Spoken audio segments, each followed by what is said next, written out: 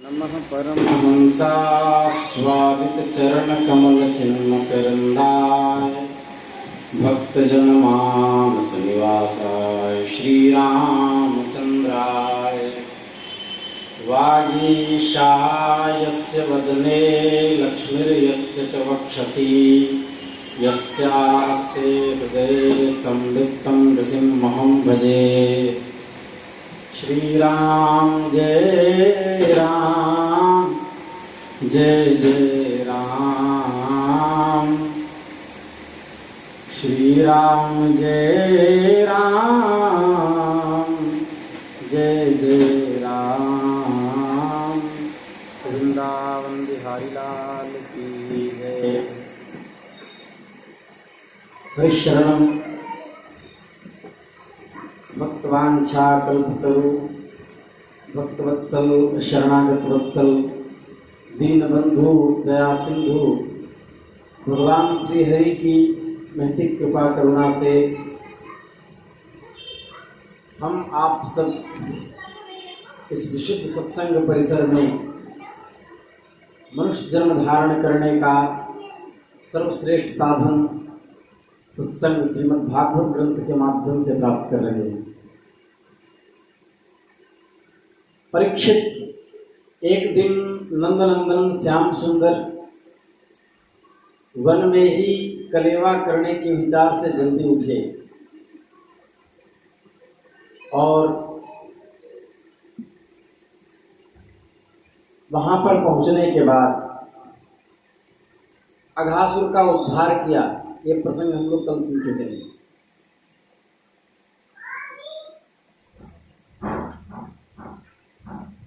अघासुर का जो वध किया, इस अघासुर का वध हुआ था 5वें वर्ष की अवस्था में, किंतु ये सूचना 6ठे वर्ष में दी गई घर वालों को कि श्री कृष्ण ने अघासुर का वध किया है। तो प्रश्न यह हुआ कि जब बात 5वें वर्ष की थी तो 1 वर्ष तक बात को गुप्त क्यों रखा गया। उसके बारे में सुखदेव जी कह रहे हैं, परीक्षित तुम बड़े भाग्यवान हो जो इतना सुंदर प्रश्न किया, क्योंकि इसी बहाने बार बार भगवान की कथाएं सुनने को मिलती। फिर भी तुम उनके संबंध में प्रश्न करके उन्हें और भी नूतन बना देते, नवीन बना देते हो। शृणुष्वावहितो राजन्नपि गुह्यं वदामि ते ब्रूयुस्निग्धस्य शिष्यस्य गुरो गुह्यमप्युत। तुम एकाग्र चित्त से श्रवण करो, मैं तुम्हें सुनाता हूँ। क्योंकि दयालु आचार्य गण होते हैं वो प्रेमी शिष्य को गुप्त रहस्य ही बतला दिया करते हैं, गुप्त रहस्य बतला देते हैं। या तो मैं तुमसे कह चुका हूं कि भगवान श्री कृष्ण अपने साथी ग्वाल वालों को मृत्यु रूप अघासुर के मुख से बचा लिया। इसके बाद वे उन्हें यमुना के पुलिन पर ले आए। उनसे कहने लगे, मेरे प्यारे मित्र, यमुना का पुलिन अत्यंत रमणीय है। देखो तो सही, यहाँ की बालुका कितनी कोमल है, स्वच्छ है। हम लोगों के लिए खेलने की तो यहाँ सभी सामग्रियां विद्यमान हैं।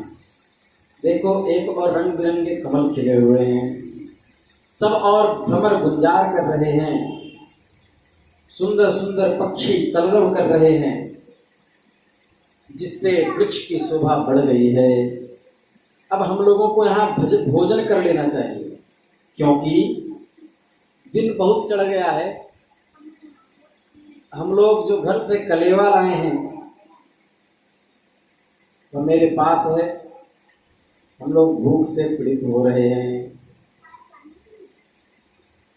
बछड़े पानी पीकर समीप ही धीरे धीरे हरी हरी घास चरते रहें और हम लोग तब तक कलेवा कर लेंगे।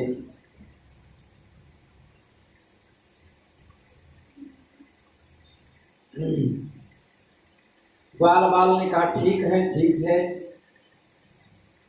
बछड़ों को पानी पिलाकर हरी हरी घास चरने के लिए छोड़ दिया और भगवान के साथ बड़े आनंद के साथ भोजन करने लगे। सबके बीच में भगवान श्री कृष्ण बैठ गए। उनके चारों ओर ग्वाल बालों ने बहुत सी मंडलाकार पंक्तियां बना दी और एक से सटकर एक बैठ गए। सब भगवान श्री कृष्ण को नेत्रों से निहार रहे थे।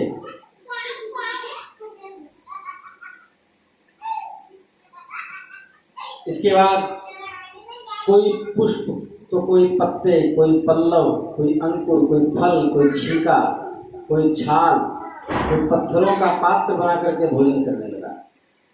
भगवान श्री कृष्ण और ग्वाल बाल सभी परस्पर अपनी अपनी रुचि प्रदर्शन करते हैं। कोई किसी को हंसा देता, कोई स्वयं ही हंसते हंसते लोटपोट हो जाता, कोई कान खींच लेता, कोई शिखा खींच लेता। ऐसे मस्ती हो रही थी। उन सब में श्री कृष्ण की छटा सबसे निराली थी। सींगी और बेंत बगल में दबा रखे थे। बाएं हाथ में बड़ा ही मधुर घृत मिश्रित दही भात का ग्रास था। अंगुलियों में अदरक, नींबू आदि के अचार आदि के मुरब्बे सब दबा रखे थे। ग्वाल बाल उनको चारों ओर से घेर के बैठे हुए थे और हंसाते जा रहे थे। इस प्रकार सब भोजन करने लगे। एक दूसरे का जूठन भगवान खाने लगे। उनका कौर कोई ले लेता, किसी का कौर अपने मुख में ले लेते। उसी समय उनके बछड़े हरी हरी घास के लालच से घोर जंगल में बड़ी दूर तक निकल गए। ग्वाल बाल जैसे जाना चाहे, श्री कृष्ण ने कहा, मेरे प्यारे मित्रों, तुम लोग भोजन मत बंद करो, भोजन करो, मैं भी बछड़े को ले आता हूँ। ग्वाल बालों को इस प्रकार कहकर भगवान श्री कृष्ण हाथों में दही भात का कौर लिए ही पहाड़ों की ओर घूमने लगे, दौड़ने लगे और साथियों के सहित बछड़ों को ढूंढने के लिए चल दिए। परीक्षित, ब्रह्मा जी पहले से ही आकाश में उपस्थित होकर अघासुर की लीला देख रहे थे और अघासुर का मोक्ष देखकर उन्हें बड़ा आश्चर्य तो हुआ ही था। उन्होंने सोचा कि लीला से मनुष्य बालक बने हुए हैं, ये ग्वाल बाल का जूठ में खा रहे हैं, ये ब्रह्म कैसे हो सकता है जो ब्रह्म होकर के ग्वाल बालों का जूठन खाए? ऐसा संतों से सुना गया। तब श्री कृष्ण की ओट में वो ढूंढने गए हैं। सभी ग्वाल बालों को अपने योग माया से उठा करके अन्यत्र रख दिया गया, ब्रह्मलोक ले जाया गया। सब मोहित हो रहे थे, सब मूर्छित हो गए।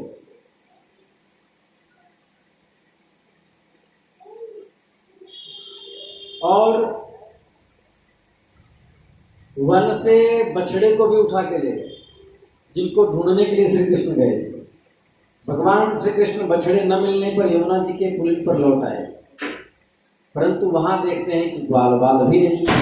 तब उन्होंने वन में घूम घूम कर चारों ओर उन्हें ढूंढा, परंतु जब ग्वाल बाल और बछड़े उन्हें कहीं न मिले, तब वे तुरंत जान गए ये सब ब्रह्मा जी की करतूत है, क्योंकि भगवान है, सर्वांतर्यामी हैं। अब क्या करें? इन सब ग्वाल बालों की मैया दुखी होंगी, ग्वाल बाल की सभी मैया दुखी होंगी, तो क्या करें क्या करें? तो भगवान ने जितने ग्वाल बाल और जितने बछड़े थे उतने ही रूप उसी तरह सब बना दिए, सारे रूप तद्वत बना दिए। भगवान सर्वसमर्थ हैं, वे चाहते तो ब्रह्मा जी के चुराए हुए ग्वाल बाल और बछड़ों को ला सकते थे, किंतु इससे ब्रह्मा जी का मोह दूर न होता। इसलिए विश्वकर्ता ने ऐसा रूप बनाकर ब्रह्मा जी के अभिमान को नष्ट किया। भगवान उन्हीं ग्वाल बाल और बछड़ों को न लाकर स्वयं वैसे ही उतने ही ग्वाल बाल और बछड़े बन गए, क्योंकि वे ही संपूर्ण विश्व के कर्ता सर्वशक्तिमान ईश्वर हैं।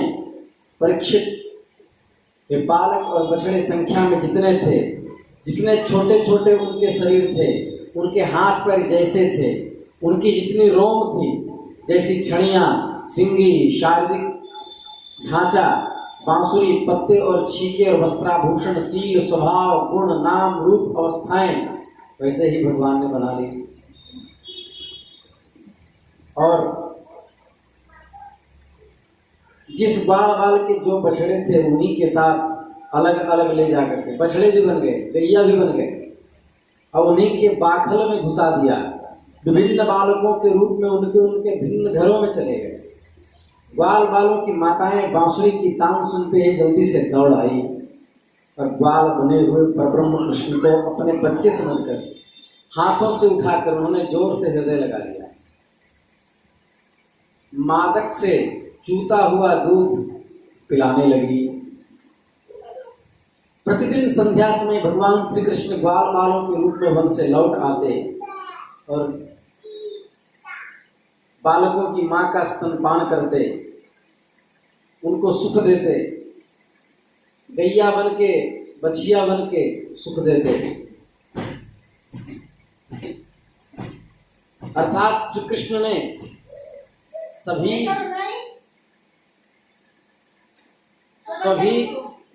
गोपियों को मातृ सुख दिया, पुत्र बनकर।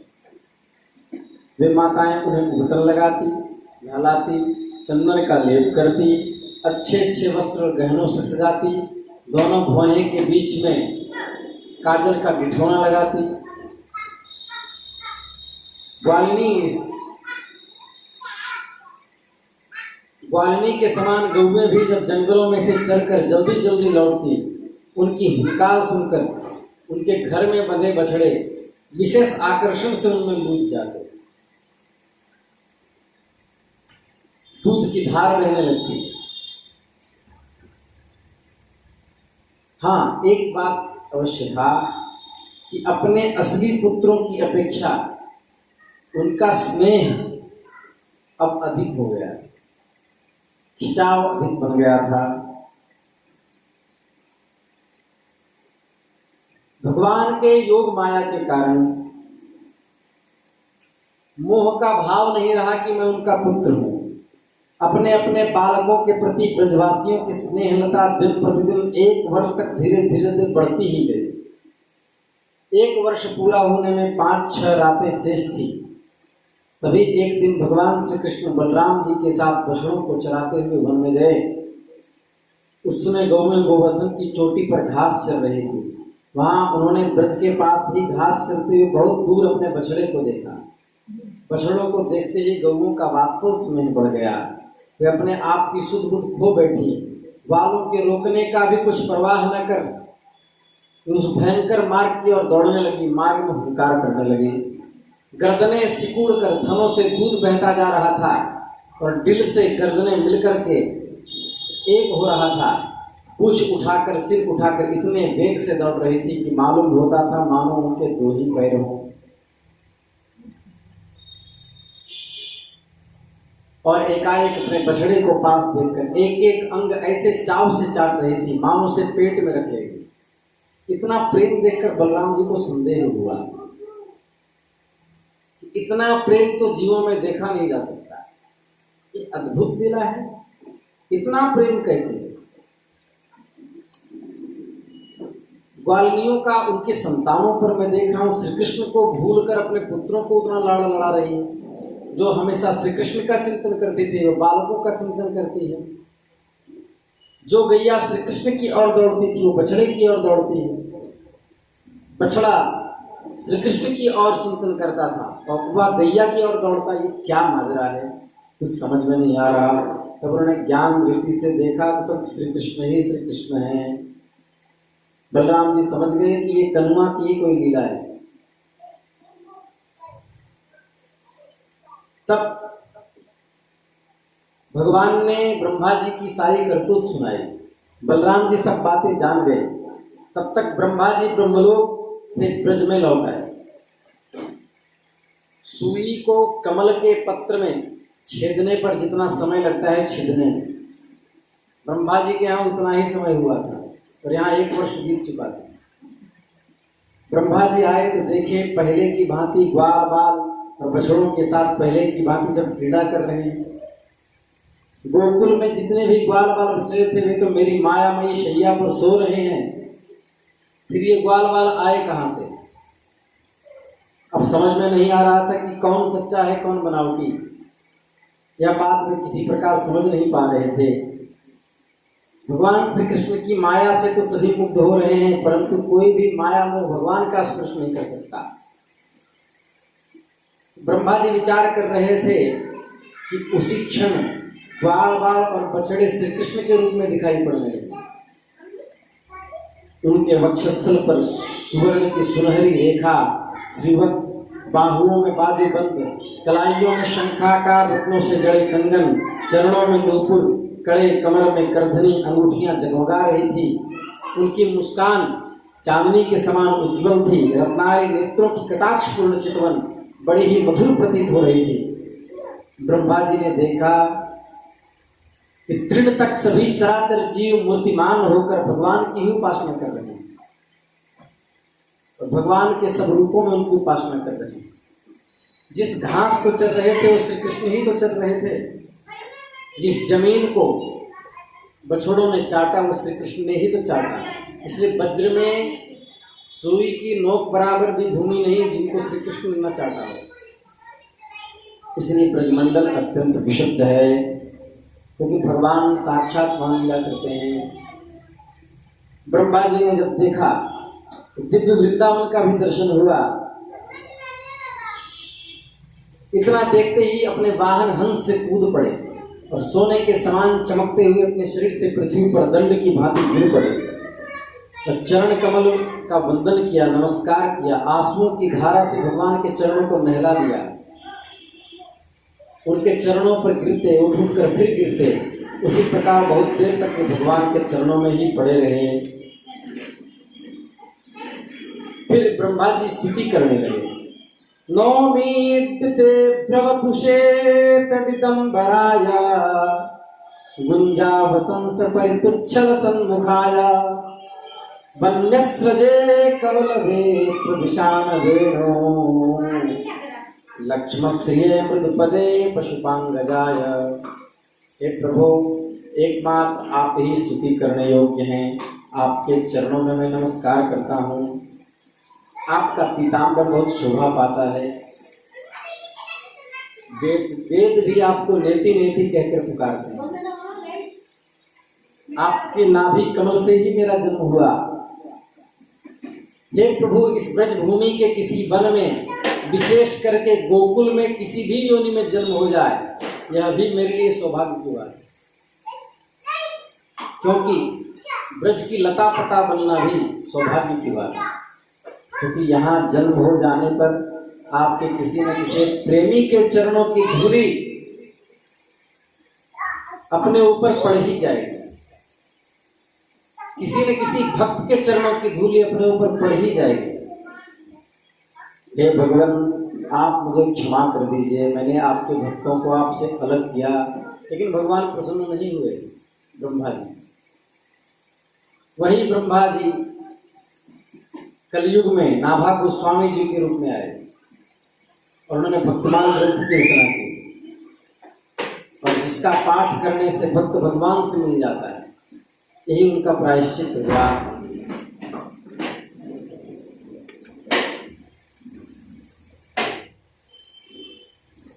तब फिर ग्वाल बालों को लौटा दिया। लीला संवरण करके जितने रूप बनाए थे श्री कृष्ण एक हो गए।